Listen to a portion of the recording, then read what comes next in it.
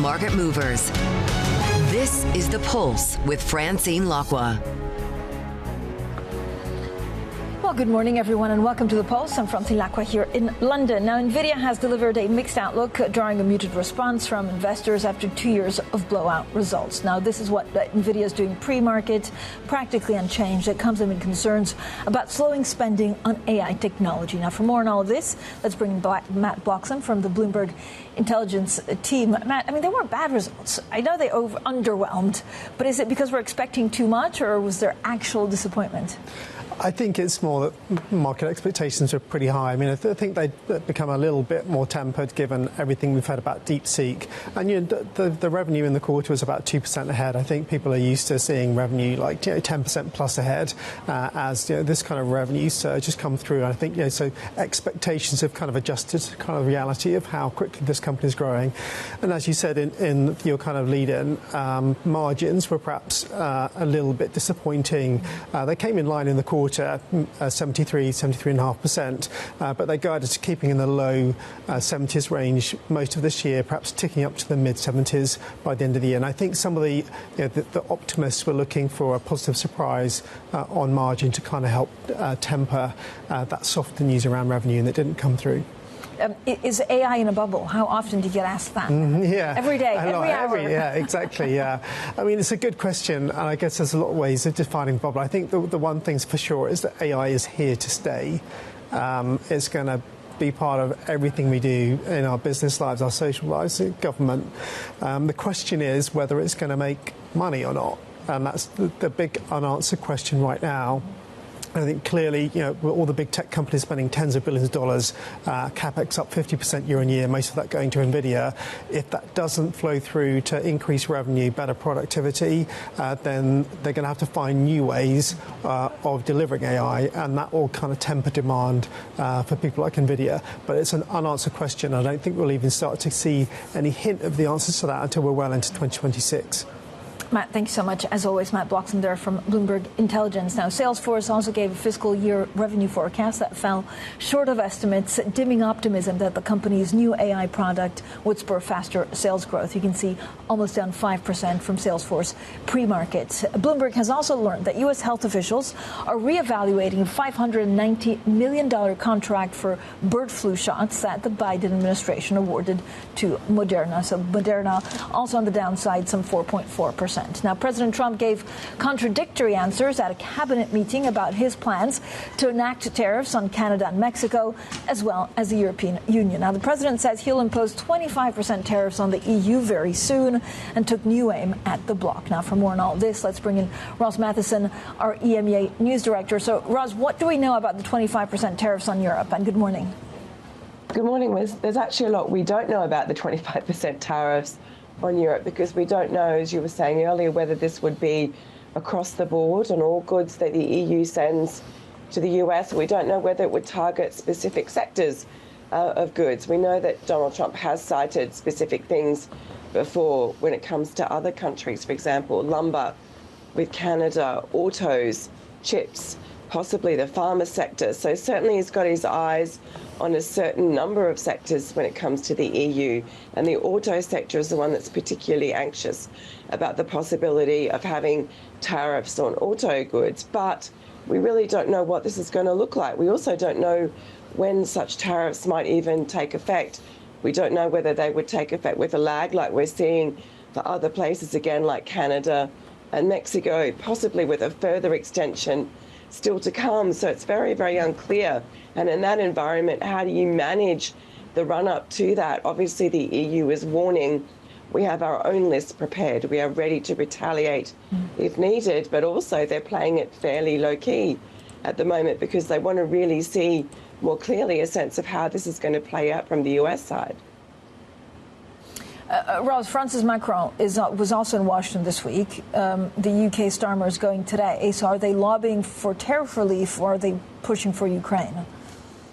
Well, probably a bit of both, really. I mean, it's all in the frame, again, that to the US, and the message to Donald Trump is that on Ukraine, for example, he really needs Europe involved. And here's why, including for the future peacekeeping of Ukraine after a ceasefire is agreed.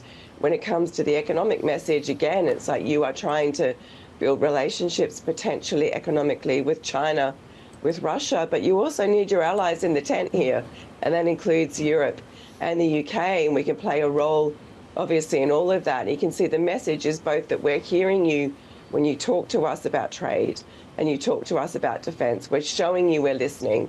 We're doing things, for example, we're looking at picking up our defence spending significantly in the region. So we're getting that message from you, but also at the same time, we're prepared to hit back if needed on all those fronts. And really, given the interlinking of these economies, this would be damaging for the US to do so. So it's a bit of a complicated message and all of that they're delivering, but it's really the idea that, yes, they understand the concerns of the US. They are listening to those. They're trying to show that they're responding, but equally, they're willing to hit back the US if needed. Ros, thank you so much. As always, Rosalind Matheson, they're on the very latest geopolitical news. Now, to piece it all together, let's bring in Ursula Marchioni, Head of Investment and Portfolio Solutions, EMEA at BlackRock. Ursula, thank you for joining us. I mean, you have the great joy of trying to figure out geopolitics, Nvidia, and try and make sense of it in a portfolio. Is tech overvalued now?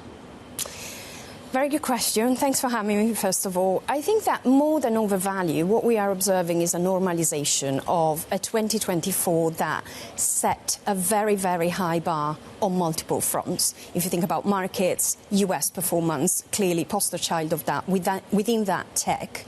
But at the same time, also a very high bar in terms of the confidence for investors to put cash, take it off the sideline, back to work. We saw 1.8 trillion flowing into the ETP industry. We saw mutual funds collecting inflows. So again, we have seen that big deployment. Moving into 2025, what we are observing is a normalization, I think, of many of the trends, coupled with caution from investors and a US administration that is now in place, feet under the table, starting to test the boundaries on many of the trade-offs that they'll need to think about. They did come with a growth agenda. They still talk of a 3% growth ambition and target. How is that going to connect and pan out with, domestic policy, Doge as an example, or the tariffs discussion? We're seeing a journey for Canada and Mexico. Is there going to be a journey about Europe? And to your colleagues, Rosalind's point, how is it going to unfold? So for the moment, just on the back of Nvidia, do you just leave tech to one side because it's priced to perfection, or do you still have to own parts of it? No, we like tech. We continue to like tech. We are in the early innings of AI. To Matt's point, this is here to stay. We often compare it to an industrial revolution.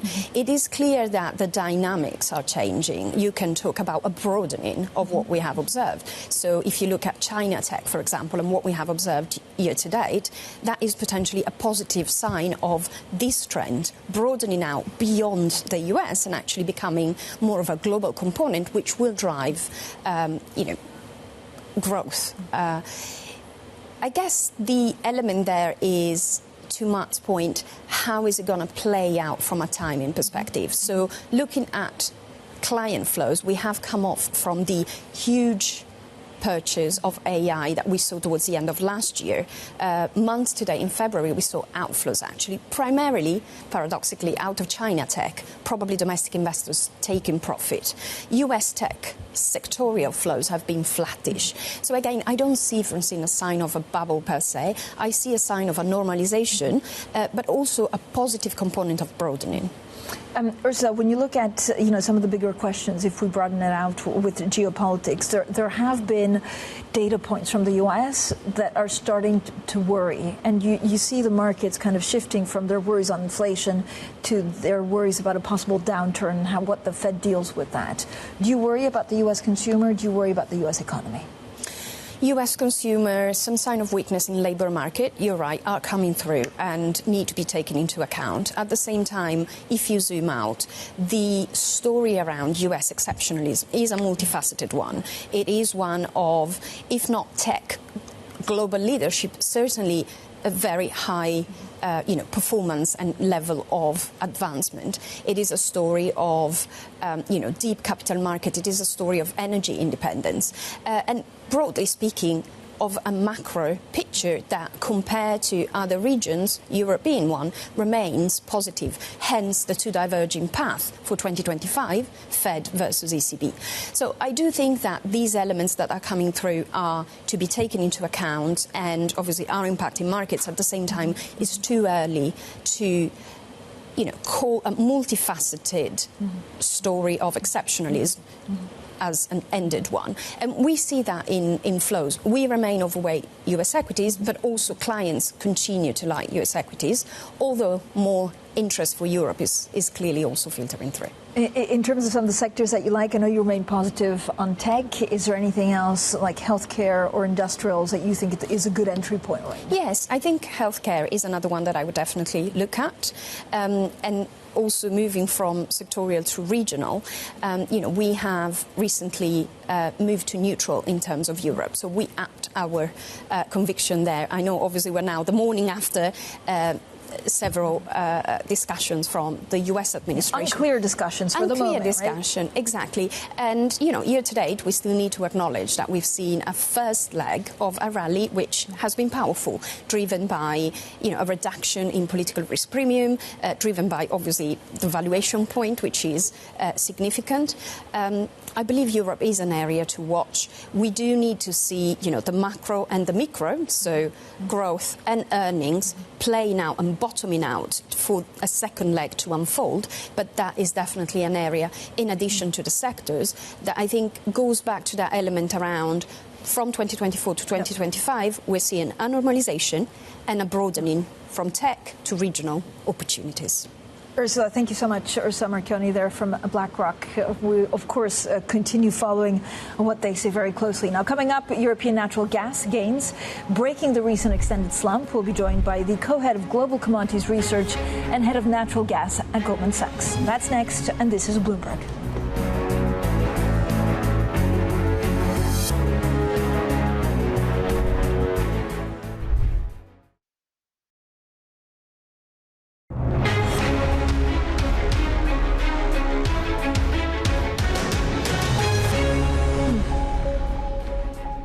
Now, European natural gas prices are up this morning, snapping a recent drop that sent the commodity into oversold territory. Let's discuss all of this with Samantha Dart, head of natural gas and co-head of global commodities research at Goldman Sachs. Sam, thank you so much for joining us. Look, you're in one of the most exciting spaces right now for the right or wrong reasons, but there is a lot going on. Prices have been fluctuating quite a lot. What are you expecting gas prices to do from here?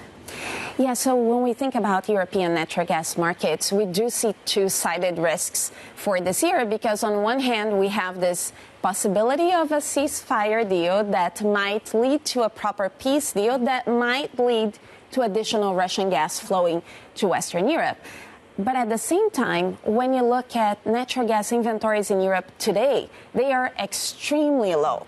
So there is a very real physical problem right in front of the market. And as a result, you end up seeing this volatility. If you get headlines that seem to favor the probability of a deal, then you get a sell-off, and then maybe not, and then you get it to ramp up. And the reason is, if we have this tight market, what the market needs to do to solve it is to price high enough to attract enough LNG imports. So you're caught in the middle of two-sided risks, really. But Sam, I mean, you say it, beautifully, because there's no guarantee of a ceasefire, and even if there's a ceasefire, you don't know what happens next. Right. Is the trajectory slowly up, or is it just impossible to determine what happens next? Yeah, so we see our base case for this year is really around 50 euros a megawatt hour, so slightly above where we are now. But we think this is a level that would be high enough to attract imports and manage storage. What is interesting for us in this market is that when you look at global natural gas balances, there is a lot of new LNG production that is being built as we speak, and that will come online over the next several years. So we don't think this is an upward trajectory forever. We think that, yes, this year is tight because inventories are low. If we can get through this year, the trajectory, in our view, is actually down. Sam, do you think the sell-off was justified? Again, some of the actors, say this is speculation, maybe speculators closing their book. It is difficult to pinpoint every price move, because again, it's always this attempt to measure what's the probability of an actual deal happening, right? So this volatility, I think, is very well expected. What I think is a risk for the market is if we have, for example, prices dropping below 40 euros a megawatt hour, because the lower prices go, the more this market would be inviting other buyers of LNG to come in. And the more they buy, the less LNG is available for Europe. So there is a risk there of pricing too low too soon. Yeah, and this is mainly competition from Asia, which I imagine have been buying. Can Europe compete in that space? If you just look at the European energy space, I know I speak to a lot of chief executives, they keep on saying, this is what's really holding me back. Right. So I think Europe has been lucky that Asia had actually a mild winter this time around. So Asia hasn't been competing for cargoes very much. But this can well change into the year, especially if prices drop. The cheaper they are, the more they will invite buyers in. Yeah, and we've been quite lucky, actually, in Europe also with the fair weather, right, over the last couple of winters. The last couple, you're absolutely right. This winter was a little bit different. We got a little bit of cold and especially low wind. The lower wind you have, the more you need to rely on natural gas to generate electricity as well. Sam, I know a lot of, and you've mentioned this, that actually a lot of the storage was depleted. I mean, does it make Europe quite vulnerable? Are there other sources that could come in to kind of support energy demand? Right. So you have depleted storage for this year, but we're not going to run out. I think the main challenge is the lower storage goes now, the harder it'll be to refill ahead of the next winter. So that's the big challenge today. And that's why we think that gas prices need to be high enough to at least try to attract enough imports to guarantee that this is going to be a successful refill of storage. Yeah, I mean, there's also a complex situation in the Middle East which impacts some of the imports from, the gas-rich countries. Does that get any easier in the next couple of quarters?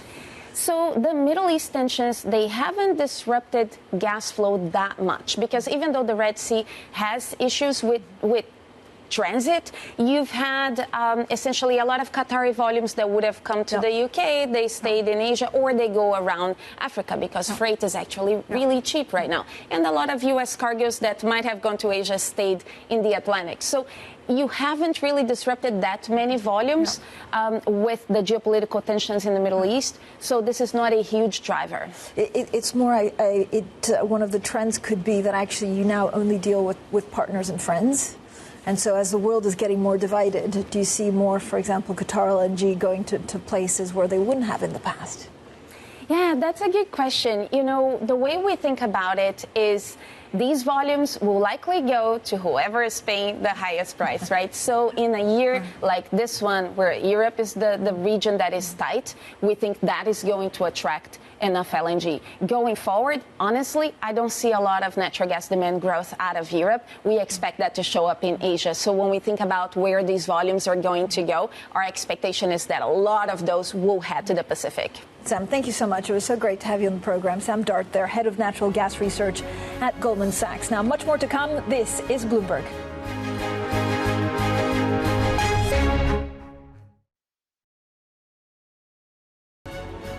Rolls-Royce, big gainer in Europe this morning. That's after it raised its profit guidance and said it plans to buy back £1 billion of stock as the aircraft engine maker seeks to extend a 2-year turnaround. You can see Rolls-Royce gaining some 15%. We'll have plenty more on the markets. The market's also focused on these possible tariffs from Europe after what Donald Trump said yesterday. There is a bit of confusion about the global tariffs timing, but also the scope of what they would hit. Coming up, as crude steadies near its lowest close this year, we get the latest on the oil markets. Francisco Blanch from Bank of America joins us next. This is Bloomberg.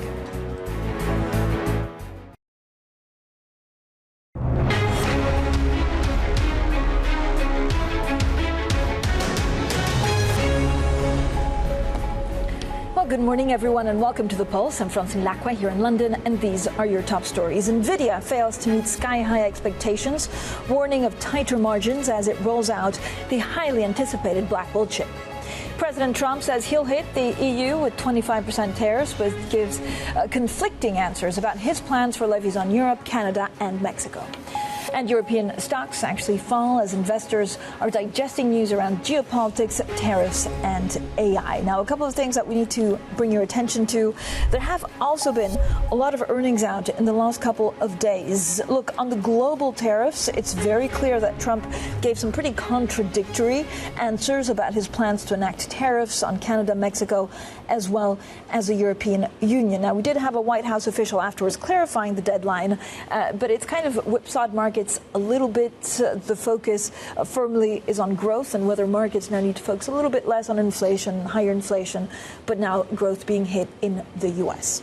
So oil pretty much steady today, near its lowest close this year, with tariff threats from U.S. President Donald Trump and supply issues in focus. Now, Brent crude trading close to $73 a barrel after losing 3% in the prior two sessions. For more on this and the wider picture, let's get straight to Francisco Blanch, who heads up commodities and derivatives research at Bank of America Global Research. Francisco, so happy to see you. There's a lot going on in your space. Thank you for having me, Francine. It's a pleasure to be back in the studio. When you hear POTUS saying drill, baby, drill, does it impact actually your longer-term forecast for oil demand? It kind of doesn't, because ultimately, remember, in the U.S., the drilling activity is dictated by the market. So to the extent that prices are high, we see more drilling, and to the extent that prices are low, we see less drilling. Now, having said that, there is a deregulatory push that we are seeing. For example, some of the methane rules that were part of the IRA are being scrapped, and there's other potential measures that will relax these tight regulations that Biden was trying to put around the oil and gas sector in America. And that might help on the margin increase drilling, because it will help reduce the marginal cost of production. But you still need high prices. There are a number of things that have impacted the price of oil. Is, of course, supplies in focus, and the fact that there have been supplies from certain countries that have come under focus, but also tariff threats. Right. So how do you see demand panning out, actually, for oil over the next 8 to 10 months? So tariffs and obviously a risk of tariffs creating uncertainty and eventually lower industrial activity and a recession, that's perhaps one of the biggest downside risks to the market, and comes really from the demand side, right, as you pointed out. So we are worried about it, because the last time that we had a tariff war in 17-18, we know what happened. I mean, global PMIs ended up falling 7 or 8 points, and we started at 58. Which is a pretty healthy expansion. And now we are on the edge of contraction, and this is just starting. So it does worry us, the uncertainty. That's a key concern. Having said that, the market's still giving President Trump the benefit of the doubt and saying, well, this is all a negotiation tactic. And to be fair, Colombia was threatened with tariffs for 24 hours, and then those tariffs were taken away. Mexico, Canada, the same story. Now it's the European Union. How much of this is real? How much of this is not? It's hard to tell, and I guess that's part of the strategy, to keep everybody second guessing. But if tariffs indeed go into effect, I think it'll be pretty bad for the U.S. and economy as well. I think it'll be bad for the global economy, but also for the U.S. economy. I mean, on the supply side, and this is something I know you follow very closely. Look, there's things going on in Venezuela and Iraq, right, but the big one is really Russia. If we're going to normalize, relationships with Russia, which is big if, how quickly could that come, and what happens to the price of oil? So there's, I think, 3 elements to any Russia deal. There's going to be obviously an element around the geopolitics of it, the territorial claims, and there's going to be an element around the financial elements. Remember, Russia still has $300 billion in foreign assets frozen in Euroclear, which, by the way, is one of the reasons why gold prices have rallied so much, right? But then there's the issue around energy, right? And of course, this meeting that we saw last week took place in Riyadh. So you have Saudi Arabia, Russia, and the U.S., the 3 biggest producers of energy in the world, sitting together around the table. Hard to believe that there was no energy discussion in that meeting. But I do think that if we see relaxed sanctions on Russia, on the U.S. side, we'll see lower energy prices. And if we see relaxed sanctions from Europe, we'll see even lower energy prices. So I think, believe it or not, the U.S. needs Europe a little bit to cooperate here for energy to come down a lot, right? So we'll see how that plays out. Obviously, Keir Starmer is in the U.S. today. Macron's there earlier in the week. So, but I think if sanctions are relaxed, indeed we'll see lower prices. But we need to see that first, right? Now, the market will discount some of it, but we need to see that reaction. And frankly, how much oil could we get from Russia? Maybe 400,000 barrels a day incrementally, not a huge amount, but we'll see a lot more diesel. Russia was the world's biggest exporter of diesel, was the second largest exporter of petroleum products in the world before the Ukraine invasion, after the US of A. So if sanctions relief comes to Russian petroleum products, we'll see lower diesel prices at the pump and so on. The other thing that we'll see potentially is lower European gas prices. Right. European gas prices have been extremely taxing on European industry. And, again, this really is going to depend very much on Europe and how Europe deals with this Russia-Ukraine situation. But if sanctions relief come through and we see more Russian gas flowing into Europe, which could come through a number of venues, that would substantially reduce the energy prices in Europe, and frankly will give a big boost to European industry and also potentially to European defense as well, because Europe needs to spend more money on defense. And are we going to make 100 tanks or will we end up with just 10 tanks at the end of the day? And I think the more resources that Europe can get to get that defense spending going, the better. The difference it'll make. Francisco, talk to me a little bit about Saudi Arabia, because I think it was 4 days after President Trump got inaugurated that he started, telling basically Saudi Arabia in a very public forum, you need to again just put more oil out so that the price goes down to help him out. Right. What happens? Well, so remember, Trump has put himself a huge constraint coming into office. He promised to lower taxes, and unfortunately, he's got a $2 trillion budget deficit to deal with. So when you're not going to raise revenue, right? When you say you're going to cut your revenue, you cut your taxes. It's kind of hard to increase it, right? So he has to look at expenses. How do you bring down expenses? Defense is a part of the discretionary. A lot of the debate that we're seeing today is about defense, because the U.S. wants to cut back defense spending, which is discretionary.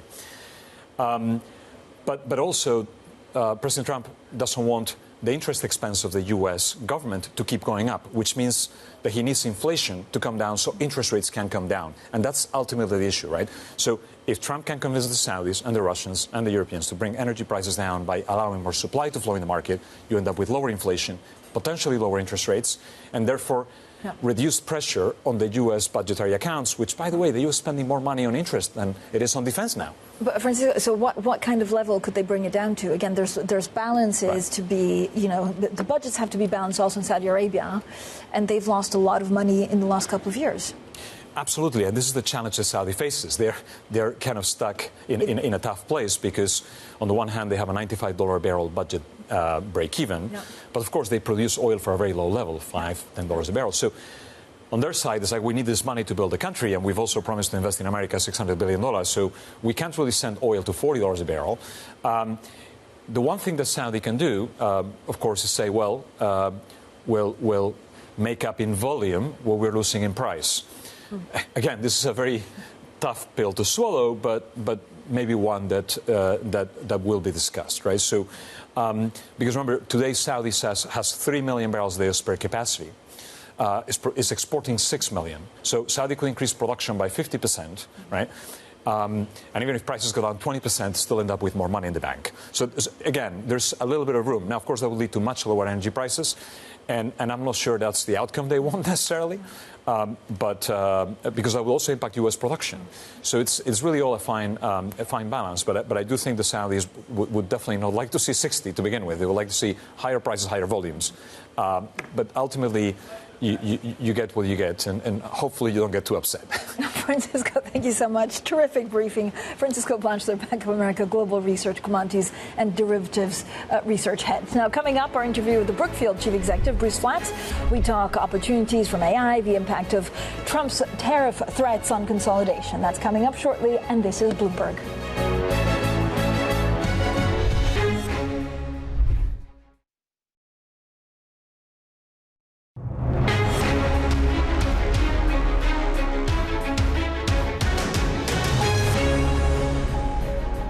we increase spending on defence to play our full part within NATO and to keep the continent of Europe safe against Russian aggression. In terms of the future trading relationship between the UK and the US, last time that President Trump was in the White House, trade and investment between our two countries increased, and I have every confidence that that can happen again.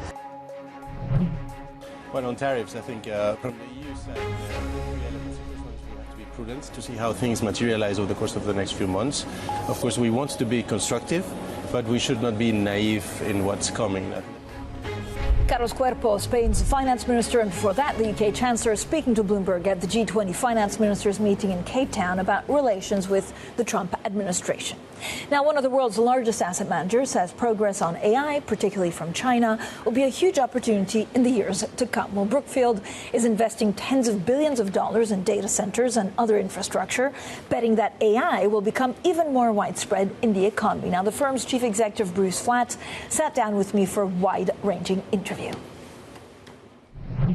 The thing that I guess that hasn't really been factored in yet is that data center build-out really only started 10 years ago, and it was just getting started for cloud, and then the ChatGPT moment happened, and the amount of increase in requirement to train models and for learning is very, very significant, and we're talking trillions and trillions.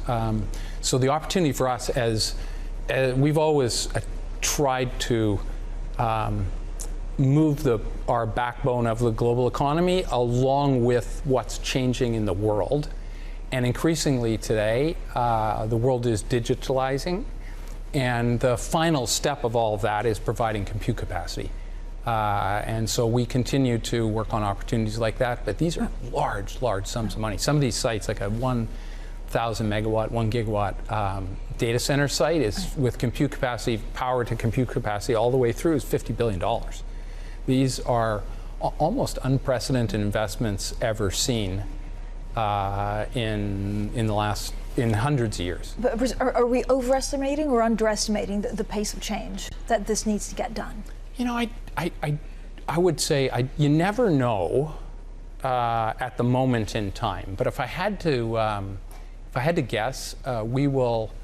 Everyone gets excited sometimes, but in the next 10 years, we will look back and be extremely surprised at the progresses that have been made. And probably the most important thing is that really what's happening is that it's the application of artificial intelligence into service businesses and industrial businesses, and the compression of the component of labor.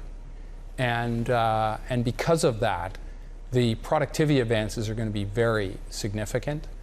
But that's going to be good for America because it means you can reshore capacity that you couldn't have made in the United States before, and that's going to continue to happen over the next 10 years. Has DeepSeek changed anything for you? I think all it does is show that when advances get made, they continue to get made, and progress, smart entrepreneurs figure out another way. And I'd say it makes the point. We are going to have better technology every day. We're all learning, and I'd say for us, what's really important is we provide the backbone of all of that. So we're providing the green power, we're providing the data center, we're providing the compute capacity, we're funding all of that, and that's different than we don't own a competitor to DeepSeek. If you did, you might worry about whether you had that. What it does mean probably is that there's more capacity required, which means they need more of our backbone. And as you bring costs down with anything, more use cases come about. And that's what's going to happen in the next 10 years as we evolve this business. Bruce, if you're sitting in Europe, there's concern that actually you're being left out because China's going one way, the U.S. is America first, you worry about inflationary pressures and trade wars. What does that mean for Brookfield? Are there opportunities to be had? Again, we're a local investor in countries. We're building out data centers all through Europe. We have the largest builder of data centers in Europe. We just announced a big deal in France for $20 billion. In all of our businesses, we continue to invest across the backbone. We're local players in local countries. We sell local things. And sometimes less money being available and less positivity means greater opportunity, because there's less money available and therefore the opportunities are better. And so we're always selective with what we do, but I think there are still significant opportunities in Europe. On private credit, you're a big player in private credit. Where do you go from here? This business is going to get bigger. Our business and the industry in total is going to get bigger and bigger, because this is just capital being pushed off of banks' balance sheets. It's less regulatory friendly on their balance sheets. They don't really want it on their balance sheets. It's being pushed to sponsor groups who are usually lending in the area where they have a lot of expertise. And our two biggest businesses today, or I guess three biggest businesses, are real estate infrastructure and direct lending in corporates, because we have a lot of expertise in those things. We just bought an asset-backed lender called Castle Lake, and we're going to continue to build out the business merely because I think the scale opportunity is there, and our clients can earn extra return in private credit than they can just buying bonds in the market. And that's really we're here for our clients. We're here just to service them, and if they can earn an extra 100 basis points over what they'd get somewhere else, this is a very exciting place for them to put money. How much bigger do you think this market can get? Again, if you're good, it seems like you're doing really well, but if you're in that mid-level... Yeah, we're $300 billion today. I think it can be much, much larger. In what kind of time frame? Look, it will grow. With us, we always try to grow methodically. Right. Once in a while, we buy something, but we grow methodically. It can grow. It can double. It can triple. It can quadruple over the longer term, and we'll just keep building it out. But I'd say the thing we want to make sure with every business we have, we're super responsible. Mm-hmm. The foremost thing we have to do is make our clients the returns we promise them. And if we can do that, this business will be very, very large 25 years from now. Do you expect consolidation in that space, in your space? Look, the asset management industry started from nothing 30 years ago, circa 30 years ago. There are 5 or 7 big players today. Some of us have done acquisitions to add in other sources of skills into the businesses. We've done some, others have done some.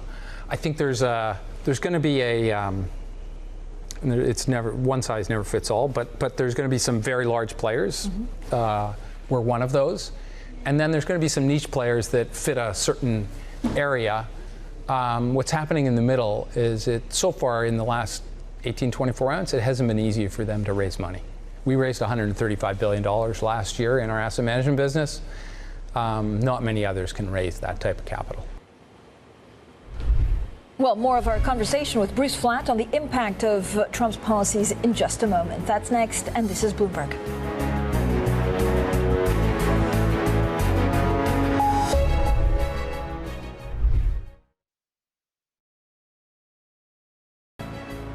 Brookfield Asset Management says it's still positive on the United States despite uncertainties from President Trump's policies. Here's more of our conversation with the Chief Executive, Bruce Flatt.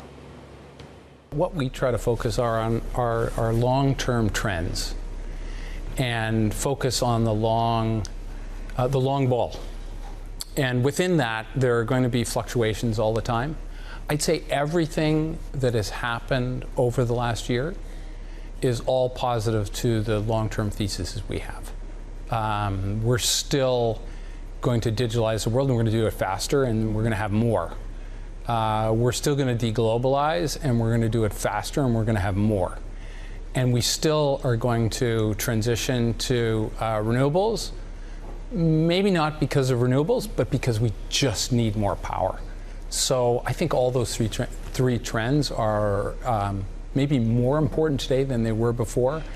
So we don't get too wrapped up in the day-to-day effects of what's going on rates or economy or different things like that. Has your U.S. business been impacted at all with some of the Trump policies? What we do is go to great countries, invest in great businesses or assets, own the backbone of the global economy with great people. And we don't trade over borders. So in the United States, we have $500 billion worth of assets. They're all local assets. We sell the goods to local companies and people, and we're a local company, as we are in every other country of the world. So there's no doubt there's always some ramifications on everyone, good or bad. But for us, it's pretty small because we just invest in places and we don't trade over borders. Bruce, when you look at regions around the world, where do you see the big next opportunity?